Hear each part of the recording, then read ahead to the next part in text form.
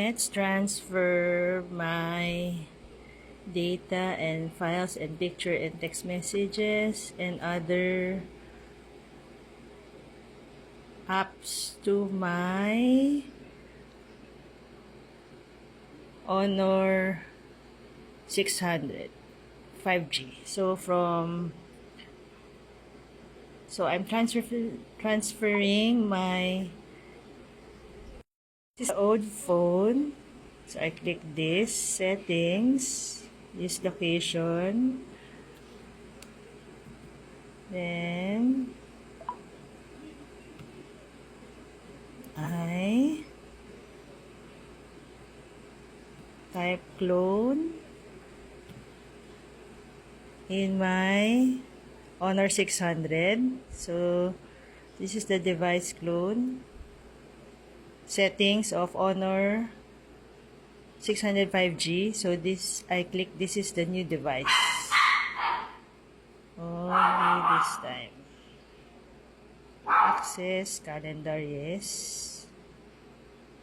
So contacts, yes. Allow.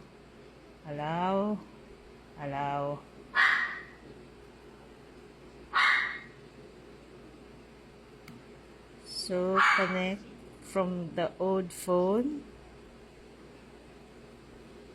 the old device. So disable mobile data. Disable. Use clone to enable Bluetooth. Okay.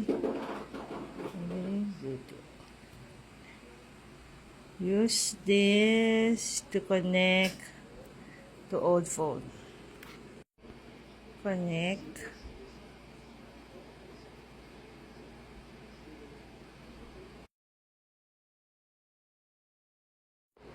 It's transferring data from my Honor 400 to 600. Transferring my data from my Honor 400 5G to Honor 600 5G. So I click select data all, next. Some things cannot be transferred. Yes, transfer.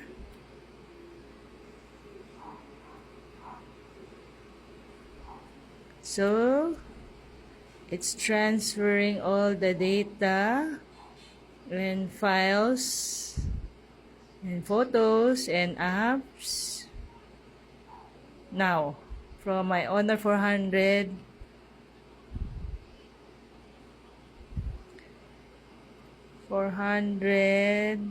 to my Honor 600 5G now. So let's just wait and wait and wait and wait for a while. We'll be back. Continue transferring my data files and other apps from my Honor 400 to my new Honor 600 5G. Okay. So let's just wait again. All done. Transferring my data files, photos, and others in my new Honor 600 5G series. So just wait. Transfer complete from my Honor 400 to my Honor 600 5G. So transfer complete. So let's click finish. So